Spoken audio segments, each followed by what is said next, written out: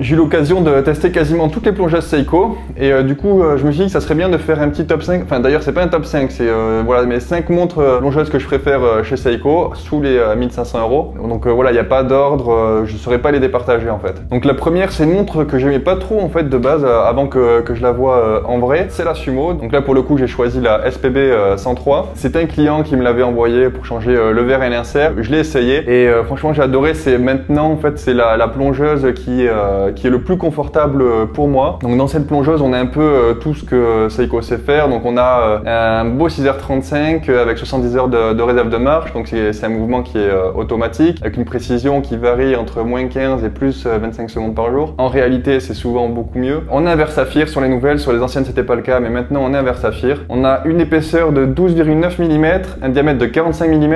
C'est quand même assez gros. Pour comparaison, j'ai un poignet de 17,5 cm et voilà ce que ça donne là-dessus. Bon là c'est un mode, mais le boîtier là c'est bien un Sumo. Donc voilà ce que ça donne. Si jamais vous avez peur ou quoi, moi je trouve que ça va bien sur mon poignet, même s'il n'est pas énorme, il est normal. C'est à peu près la taille moyenne de mes clients, j'ai l'impression 17,5. Et je trouve que ça va très bien, même malgré le fait que sur le papier ça fait peur, 45 mm on se dit c'est énorme, finalement pas tellement. Après ça dépend aussi des formes de boîtier, etc. Donc là avec cette forme là ça le fait super bien. Donc on a une couronne vissée évidemment puisque c'est une vraie plongeuse et on a un insert qui est en aluminium. Donc l'aluminium ça a des inconvénients, ça se raye facilement, ça se patine, etc.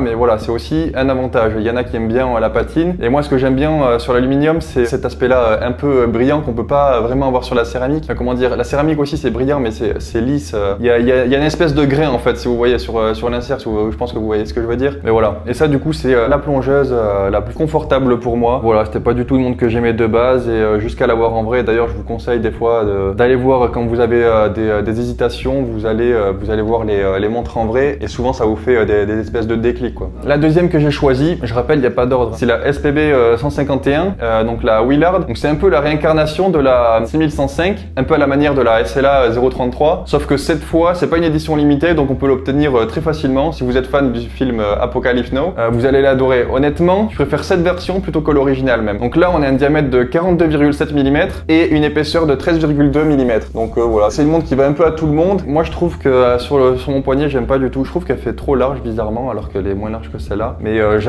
voilà, moi je suis sur mon poignet, j'aime pas trop. Pourtant j'adore l'avoir sur des gens mais pas sur moi en fait. Donc là on a aussi un insert en aluminium, étanchéité à 200 mètres. De toute façon comme toutes celles que je vous ai présentées, l'étanchéité de 200 mètres. Donc 20 bars, donc en fait c'est le minimum pour une montre de plongée professionnelle. Donc vous pouvez effectivement plonger avec. On a le Dia-Shield. Le Dia-Shield c'est un revêtement en fait qui permet d'éviter les rayures. Donc alors ça marche plus ou moins.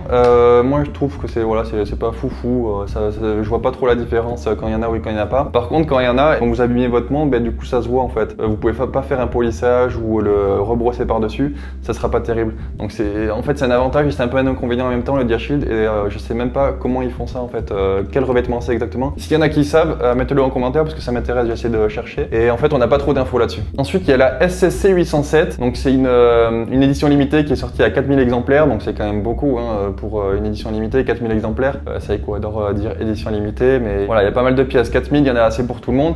C'est sorti le 1er mars, moi je l'ai acheté, enfin je l'ai même précommandé parce que j'étais fan, donc c'est celle-là. Moi j'ai fait un petit mode dessus, j'ai changé le verre pour un double dôme et un insert, je l'ai mis en acier parce qu'il est en aluminium de base et voilà, je voulais un peu changer le style de la montre. C'est une montre que je porte énormément, donc cette fois-ci c'est une quartz solaire avec le mouvement, c'est le V192, donc qui a comme sur les nouvelles Panda là de Seiko. C'est le même mouvement, sauf que là on a une étanchéité de 200 mètres, le diamètre 44,5 mm, on n'a pas de Dia-Shield cette fois, et voilà on a une autonomie de 6 mois, donc vous pouvez la laisser 6 mois dans un placard, même si elle voit pas le soleil, elle sera toujours à l'heure. La précision elle est de plus ou moins 15 secondes par mois, pour comparer avec un 6h35, tout à l'heure je disais entre moins 15 et plus 25 secondes par jour, là on est à 0,5 secondes par jour de décalage, en négatif ou en positif. Et moi honnêtement je la trouve beaucoup plus intéressante que la SSC 813, mais bon, le design n'a rien à voir, donc évidemment si vous préférez le design de la SSC 813, foncez. Donc honnêtement c'est pas une vraie montre de plongée, parce qu'une montre de plongée,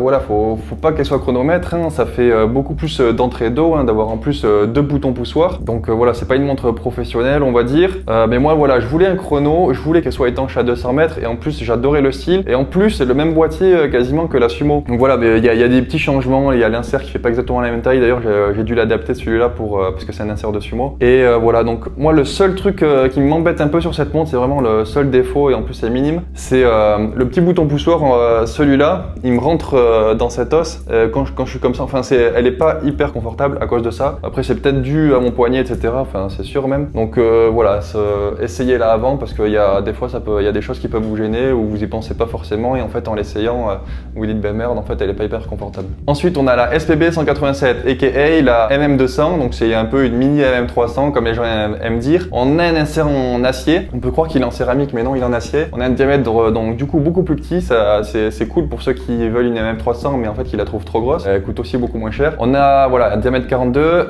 épaisseur de 12,5 mm. Donc c'est pas très épais pour une plongeuse, ça va, c'est correct. Et on a un verre en saphir. On a aussi le Diashield et comme d'habitude, on a aussi un 6h35. Donc je rappelle, moins 15 secondes, plus 25, 70 heures de réserve de marche, c'est hyper confortable.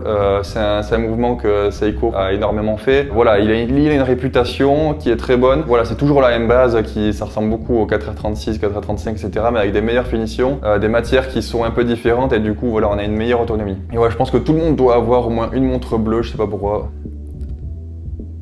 Je sais pas, mais tu sais que les montres bleues c'est celles qui se vendent le plus, hein. Ouais, noir et bleu. Donc voilà, pour ceux qui cherchent une plongeuse avec un beau bleu, c'est pour moi je pense une des meilleures. Et pour finir, on a une montre qui est encore une fois un peu la réincarnation d'une montre mythique. Donc là c'est la 62 Mass et je parle évidemment de la SPB 143. Donc j'ai choisi la version grise pour ce top parce que c'est pour moi une version qui franchement elle va avec tout. Ça fait vraiment montre classe, qu'on soit habillé en t-shirt, en smoking pour s'en servir pour la plongée. Elle est vraiment hyper polyvalente. Cette fois-ci, on a un insert en titane carboné. Le diamètre, c'est pas mal parce que c'est une plongeuse avec une taille assez réduite puisque le diamètre, il est de 40,5 mm. Mais bizarrement, c'est la plus épaisse avec 14 mm d'épaisseur. On a le Diashield encore. Évidemment, on a du Lumi-Bright sur les index, sur l'aiguille et sur l'insert. Mais ça, c'est comme toutes les plongeuses que je viens de vous présenter.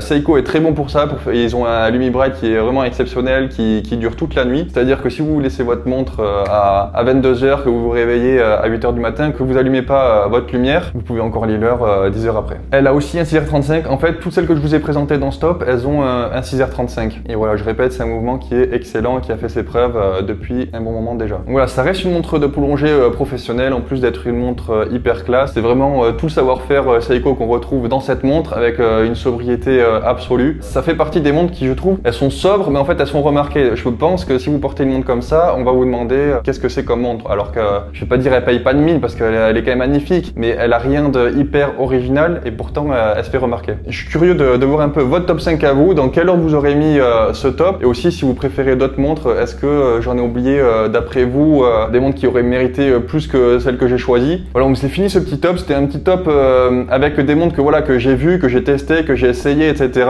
Je voulais faire part de mon avis pour essayer de vous donner des idées, en plus avec Noël qui approche, on sait jamais. Voilà, et moi ça m'intéresse d'avoir votre avis. Quelle plongeuse chez Seiko vous préférez sous les 1500 € du coup pour que ça reste comparable. Et puis voilà, pas grand chose d'autre à dire. Comme d'habitude, n'hésitez pas à aller voir mes réseaux sociaux dans la description, mon site, etc. Bon mode.